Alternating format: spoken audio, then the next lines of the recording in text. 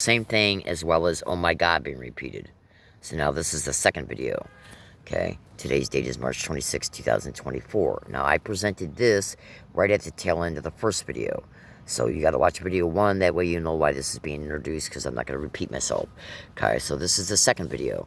Okay, so listen to how suck dick, gang stalk, then I say my typical order.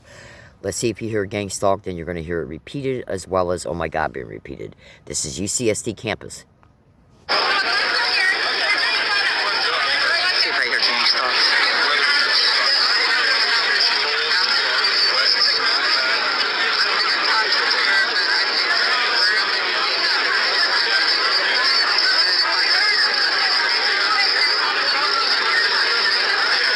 Okay, so let's go back to the beginning. Okay, now you should also know that I got a 2008 email written in Michigan showing me state, and that was I forgot what month that was made in. I think it might have been July 27th, 2008. About 11 months before I discovered what I was enduring was called gang stalking by its name. Okay. And on one of the pages of that email, it shows me state the repeating, oh my god, outside my apartment doors in Michigan. Of at least 2 prior apartments that were rented and lost before I made the email.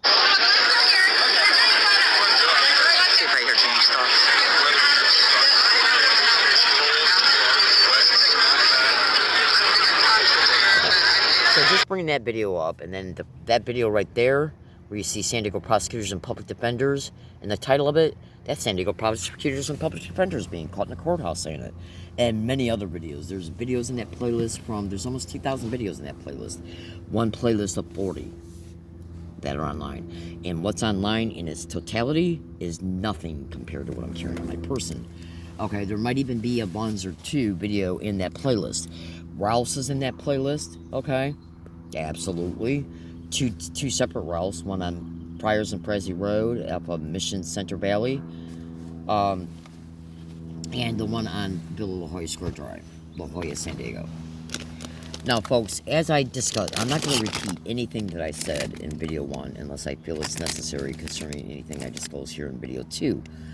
Okay, because right when I went to go show the evidence that I was discussing at the tail end of video 1, the second I went to go bring the video up so you could hear it, the camera segued into a separate video, which is this one. So this is video 2. So, as discussed in video 1, I brought up 3 different laws. Premise liability, okay? Tortious interference, and apparent authority.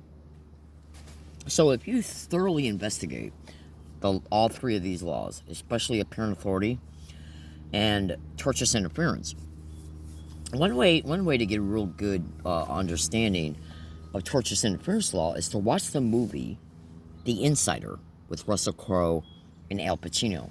It's an excellent movie, based on a true story, by the way.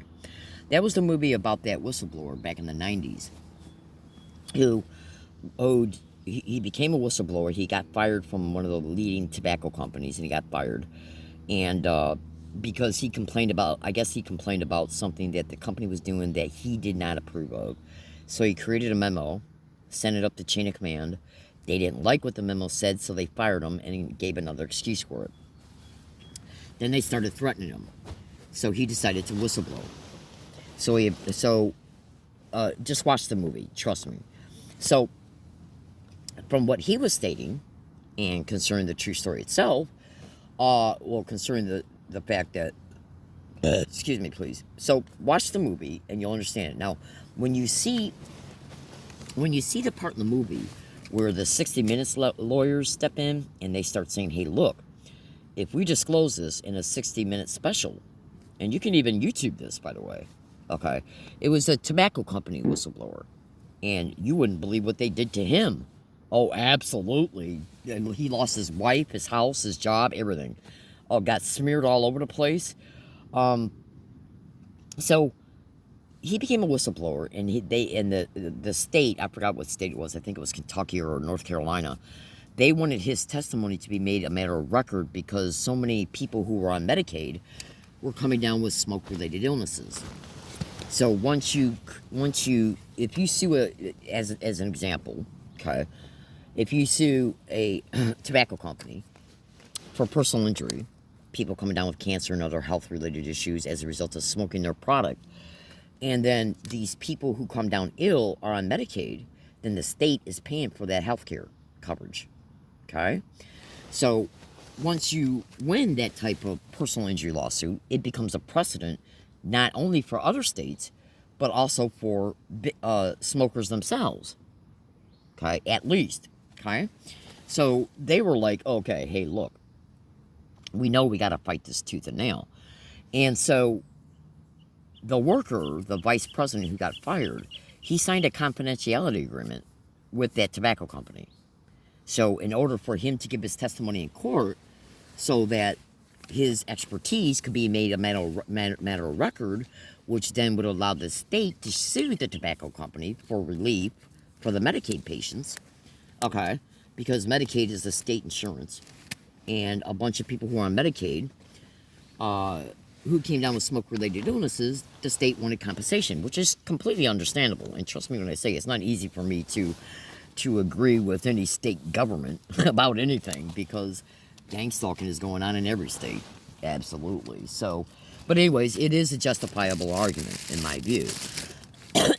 But you see, they didn't want his matter to become a matter of record. Okay. And so they fought him tooth and nail. And they were threatening to sue CBS for airing the interview. Okay.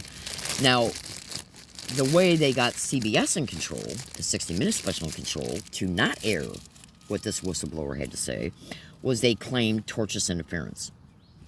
And tortious interference is basically where the worker who got fired signed a confidentiality agreement. Okay? And to not divulge anything he's ever learned as when he was an employee of that business. Okay? So when a third party steps in and tries to compel him to break that contractual agreement, then the third party can be sued.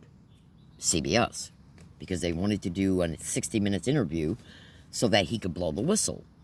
But the contractual agreement that he had with the tobacco company forbid him to do that. So the third party, which was the state, okay, wanted him to testify in court so they could make it a matter of record so they could get the truth. Okay?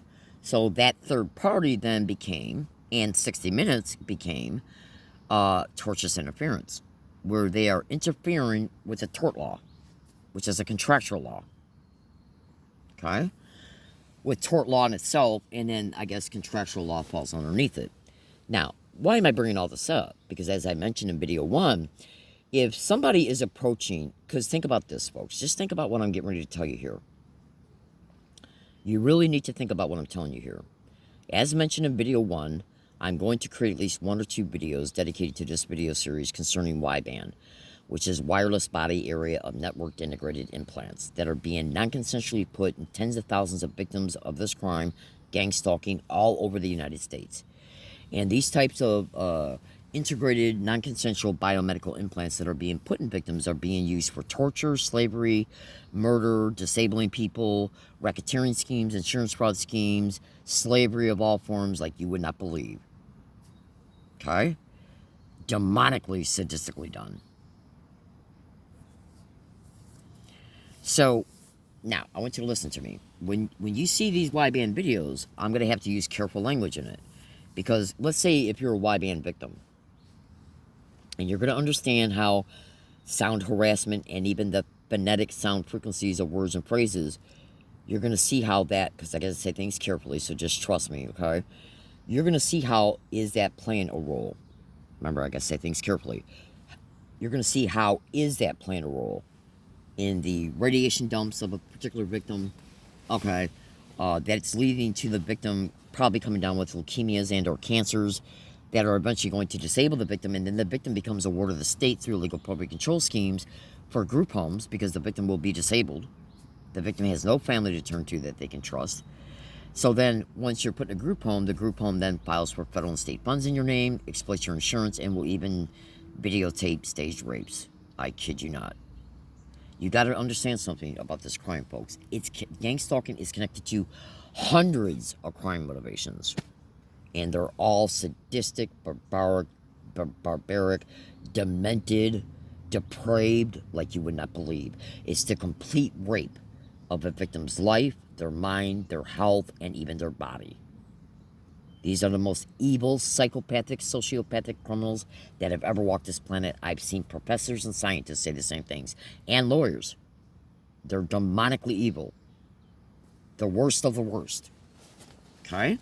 Now, again, so when you see at least 2 wideband videos that I'm going to make and attach to this video series, you might then say to yourself, is it possible that this is the reason why the sounds are being propped up in my environment and the repeated words and phrases?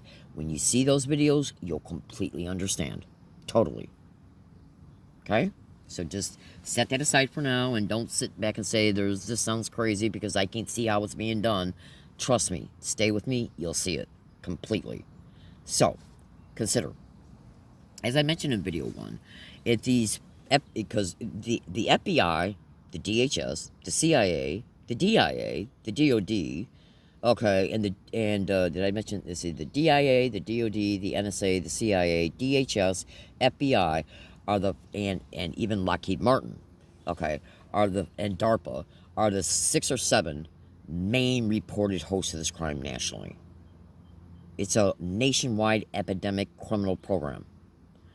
They then collude with other federal officials, state, county, local governments, state, county, local police, corporations, Fortune 500 tech companies, hospitals, medical clinics, medical centers, private practice doctors, including dentists, make no mistake about it, okay, and other entities, like institutions like universities, other corporate things that you would see when you go out and about in the community.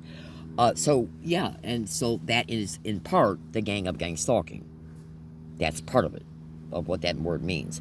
And then everything that's done to the victim is done as a direct result of criminal, Class A felony, illegal criminal tracking, which is the stalking of gang stalking. Okay? It's not stalking by gangs, hold on, that you might first think of.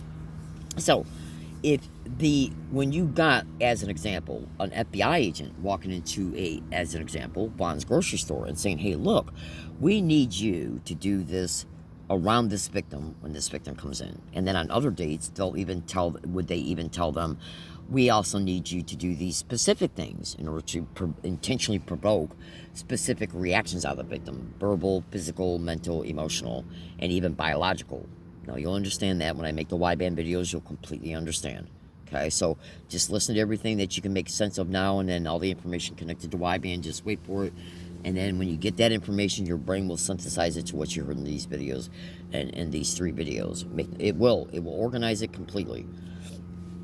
So, now, when somebody is walking into a Vaughn's and saying, we need you, the manager, they're actually walking into corporate. Because if the victim has picked up the same exact identical to a T, verbal harassment in 3 stores, each visit to each one of these 3 stores had a first visit, and then all subsequential visits. Now, each and every visit, the harassment was identical to a T. Identical to a T. Okay, you should always know that everybody involved in this crime will lie through their teeth. They'll claim you're mentally ill, they'll claim you're crazy, they'll claim you're on something, they'll claim you started this, they'll claim you're responsible for that, they'll claim your behavior's inappropriate, we're just a business. They will lie right to your fucking face, they'll lie to my face, they'll lie in court, they just don't care. At all. The only thing they care about is committing a crime, protecting its image, protecting itself, and that's it. It does not care whatsoever about anything it has done, is doing, or will do. And that includes banning the victim from the store. Okay, or setting the victim up in another business in the same plaza, and then there's just banning the victim from the entire plaza. Absolutely. This is literally how bad gang stalking is. Okay, so, we sit back and we say to ourselves, how can the same victim go into 3 different Vaughn stores and catch on tape recorder, at least audio files? Is there any video files, too? Okay, so at least hundreds of audio files. 3 separate stores, mainly 2, and catch the same exact identical to a T verbal harassment being said around that victim. Now, this is just concerning the verbal harassment. This is not concerning the other crimes that are also going on in the store. The same exact identical to a T verbal harassment. Identical to a T. Now, that means somebody had to approach them to do it. Now, whoever approached them to do it, I as I discussed in video 1, that I have seen extremely credible reports over the years that what's happening here in part concerning how these wild animals are getting the cooperation of places, even though many places can already be deeply embedded within the crime long before the victim ever visited the store, like against other employees and or other customers. So anyway, so the somebody approached, okay, corporate, then corporate continues to collude with the host, and then it's either the law enforcement officer and or corporate that then turns around and colludes with the store manager, who more than likely is also colluding with the other primary, like you got the manager, then you got the assistant manager, then you got like the head cashiers, you got the head of the produce department, the head of the deli department. So, is it the manager who's then going down and trickling down instructions to the other employees, or, how it's probably the manager. The manager is probably one of the main ones that's telling all the rest of the employees what to do, because the law enforcement officer is not going to want to be exposed to all these different employees. Okay, so it's probably at least the manager who's soliciting the other employees to participate in it, and then when the fake customers come in, they're either used by the same law enforcement officer or a middleman. Okay, you got to remember, folks, these people they don't walk up to victims and say, "Hey, look, this is who we are, and this is how we do our thing." You got to learn how they do their thing over time through observation and extensive, mature research, extensive investigative research with a mature patient adult posture. Trust me, you learn. Make no mistake about it. Absolutely. So, so if that law enforcement agency who's approaching them and using corporate, who then they both of them then turn around and collude with the manager, who then controls the employees, they're signing a contractual agreement. So they never admit anything, not to the victim, not to a police officer, not to a court. Okay? So there's your there's your tort law contracts. Now, apparent authority is when one agent from one place will use his position of power to collude with another agent of either the same place, or like if a law enforcement officer is approaching, as an example, Vaughn's, and saying, "Hey, look, we want you to do something around this victim, around this person when this person comes in," and they cooperate with it, contractual law included in the agreement, okay, then basically the employee, including the manager and corporate, acts on behalf of this agent that's approaching them, FBI agent, as an example. So the FBI agent goes into Vaughn's corporate and says, "We need you to cooperate with us so that you can then work with us in talking to the manager. So when the person comes in, this will be what is needs to be done around the victim, concerning the victim, and then at times directly towards the victim." Because there's many motives going on here, many different crime motives going on. And you'll understand that as you stay with this video series completely. Stay with this video series, folks. Your jaw is going to drop. So then what we're doing then is, well, what's happening here then is that the FBI agent is the employee is acting on behalf of the apparent authority from the contractual agreement between the FBI agent and corporate to the manager.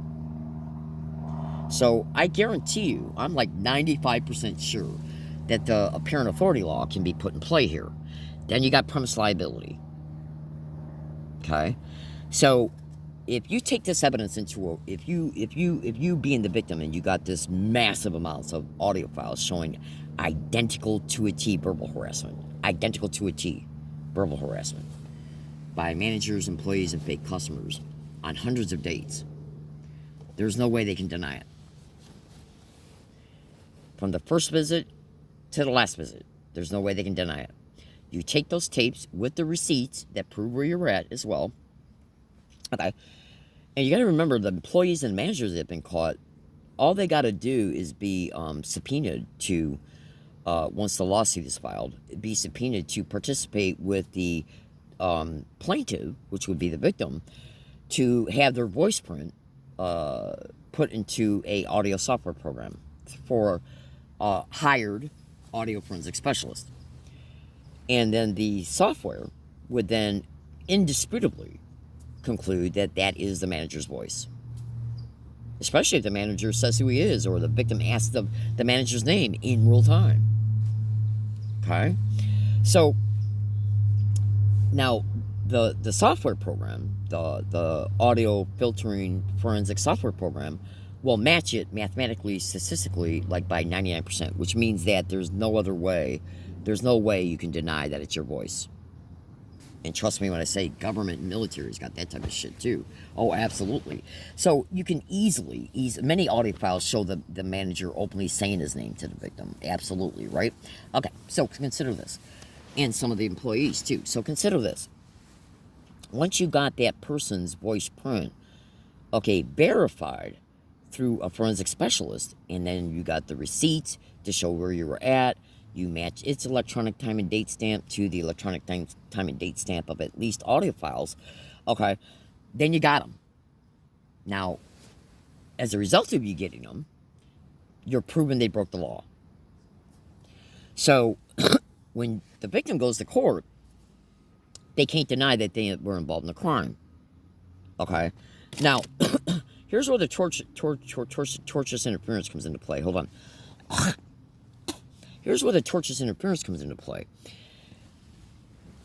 I would think that there's, and I gotta look this up, I gotta do some investigating, but I would think that there's a law to where, look, when conspiracy is occurring, when aiding and abetting is occurring, when collusion is occurring, whether there's a contractual agreement or not between the FBI agent and corporate, then corporate to the manager, if there's some type of contractual agreement to where they sign it to where, okay, law enforcement will never admit that bonds was used, and bonds will never admit that they were approached by law enforcement. Okay? So there's your contractual agreement. You break that contractual agreement, and then that's a violation of tort law, even though it's illegal to create a contract to commit a crime. Okay? That right there, I'm like 99% sure, is against the law. Okay?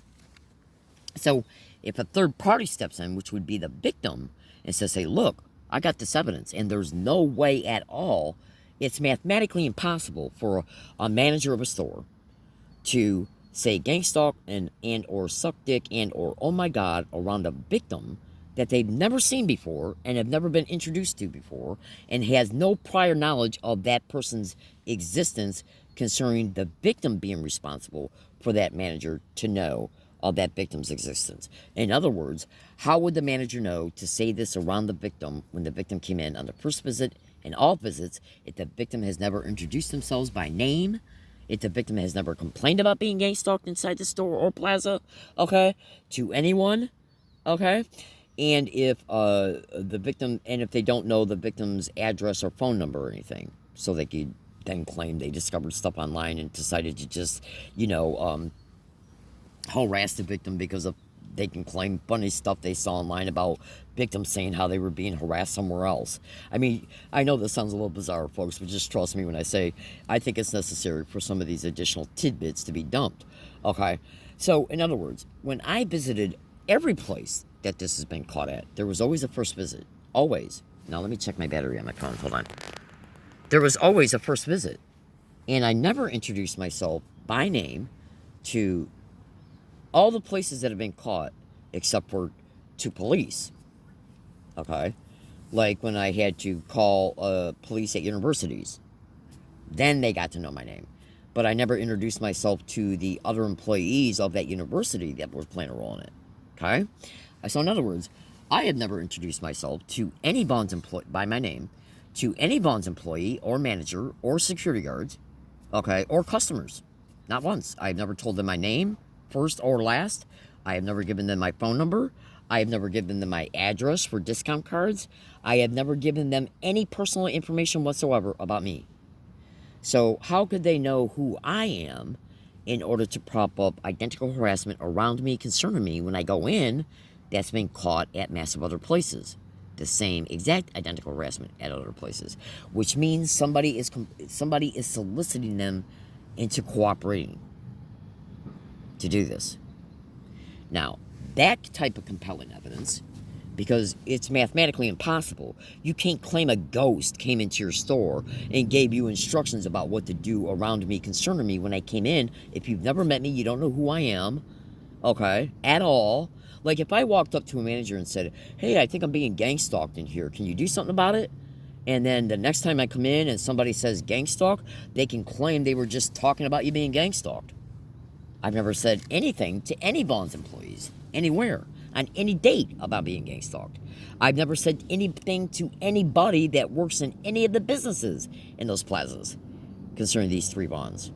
I've never told anybody in any of these plazas. Recently, I told Phil's Coffee Shop, yeah, that was it, after over 400 visits of nonstop harassment caught on tape. But the point being is that they have no excuse for saying it. Especially when every time it was caught, it was predicted in my tape recorder that it would be caught before I arrived. Tape recorders are run by date and time. So, if you sue them for something like this and you get an audio forensic specialist to come in, they can't deny they were involved in it. Now, the only way, and since they can't deny that, my legal right would be to say, who used you? Because you couldn't have thought to just do this out of the blue. If I got it caught at UCSD and SDSU and social services and Ralph's, okay, and movie theaters, okay, and many other places, social services, do you honestly think that somebody from social services, and who, by the way, I never mentioned my name to any of these other places except for social services because I was applying for benefits. But I mean, I'm like, Ralph's grocery store, which is owned by Kroger's, okay, Jack in the Box, Domino's, okay. I never introduced myself to anybody in San Diego except for the police, okay, and social services. And Social Security, when I went down to the Social Security office. Those are the only people that I've ever introduced myself to by name. 99.9% of all my exposures online are put online learning disabled woman. And by the way, I'm not learning disabled. I used to think I was, but I'm not. Oh, absolutely.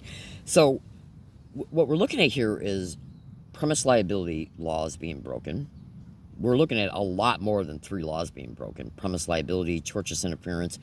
They can't claim tortious interference if they're signing a contract with federal law enforcement so that neither one of them, law enforcement who's getting them to do it, corporate, and then they use the managers. Okay. They can't claim that I'm interfering with the tortious law that they created between themselves in conspiracy to commit a crime. Absolutely. They can't claim it.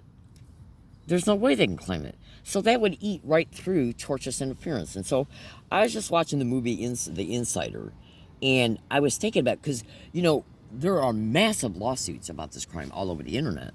All over the internet. Just Google gang stalking, remote neural monitoring lawsuits against the FBI, the DHS, military, and gang stalking, and you'll see massive lawsuits.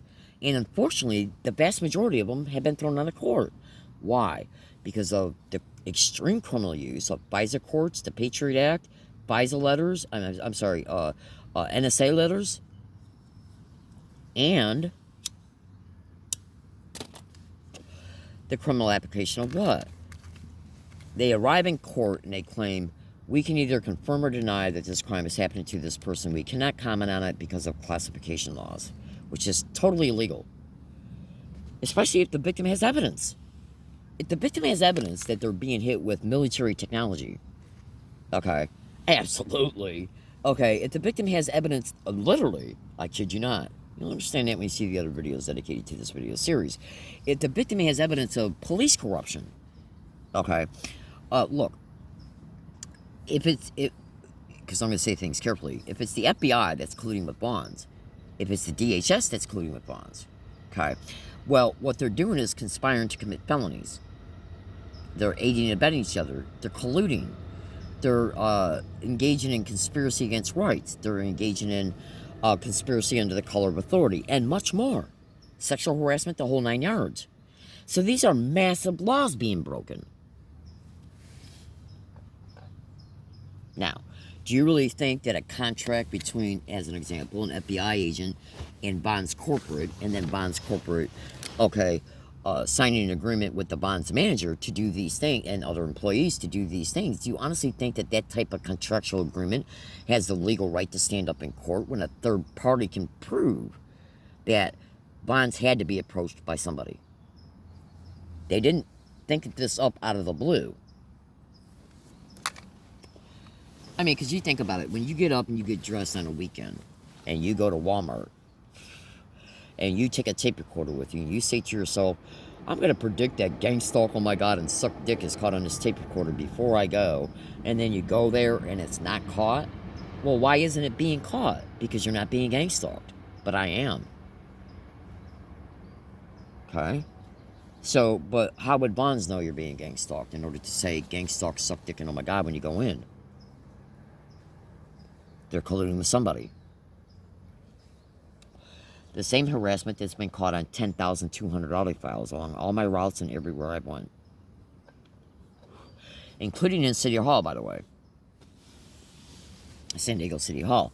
So I would think that they could not force and effect the tortious interference where the third party, which is the victim, is demanding in court for Bonds to say who approached you. Whether you signed a contract to stay quiet about it or not, I don't see how they can force and effect that contractual law by a third party coming in and saying, hey, look, whether you got a contract signed or not, so that you don't divulge who approached you, that contract is null and void because it's a contract being made to commit a crime. No ghost walked into Bonds Corporate, and Bonds Corporate then colluded with Bonds managers, and then Bonds managers colluded with the employees to commit Class A felonies against the victim. How does contractual law protect them from this? So me being the third party coming in and breaking that contractual agreement down is not tortious interference. And the cooperation they're getting between the agent and corporate to the manager to the employees is absolutely, I'm like 99% sure, breaking apparent authority laws. Then you got premise liability, where the people who own the property that the business is on, who then hires the security guards. So do you think you might be ganged up on during a staged event, a staged complaint where they possibly provoke you to take out a video camera and then claim you're taking videos of people for no reason and then ban you from either the entire plaza or the store? Jeez. I wonder if that's ever been done anywhere. Okay? So, these colluding whores will work together. They have no problem whatsoever in perpetrating any and all of their crimes. They don't care at all. These are the kind of people that will rape a fucking human being and go home and have lunch and not think twice about it. Google rape to gang stalking. You fucking kind of see, and where do you see the Y-band videos? Okay, that you can ask because I gotta say things carefully when it comes to Y-band. Where do you see what's going to be exposed about Y-band? And then you can say to yourself, is there any possible friggin' way that Y-band is connected to the verbal harassment and the other recorded sounds? So I'm going to leave you with this statement here. How many audio files do I got? And I know you're not going to be able to make complete sense of this because I'm not going to dive into it in in-depth detail. But how many audio files I got that show the same exact identical to a T tones, being played in Bonds, Carl's Jr., two Bonds, Carl's Jr., a laundromat, and other businesses. The same exact identical tones. Now, when you see the Y-band videos, you'll completely understand. You'll completely understand. Okay. So, I gotta let you go, folks. I appreciate your time and attention. Make sure you watch the movie The Insider with research contractual law between two parties. You can't create a contract between two people. First of all, if it's law enforcement that's colluding with Bonds, then that's conspiracy against rights. It's conspiracy against under the color of authority. It's conspiracy to commit a felony. Absolutely. It's conspiracy to commit misdemeanors. It's a criminal tracking. Okay? It's harassment, including sexual harassment, mental anguish, psychological abuse, psychological battering. Okay? Oh, you wouldn't believe what's happened to my health just as a result of being intentionally made hypervigilant about what they're going to fucking do next. Another thing they're intentionally after, and you'll understand that when you see the Y-band videos. When you see the Y-band videos, your jaw is going to drop. I thank you for your time and attention, folks. Stay with this account. Trust me on this, because I'm going to tell you something right now. When this crime sees you're looking up lawyers and doctors, they start coming after you, because they know what they're doing to you, and they know what they've done to you. And that ain't no joke. Cyber surveillance being a method of gang stalking, they see you're composing letters for lawyers. They see you're fucking making appointments for doctors, and doctors are main players in this crime. Absolutely. But you can entrap them too if you're smart enough and they're stupid enough to make mistakes. Let me tell you something. They definitely protect the hospitals and the doctors.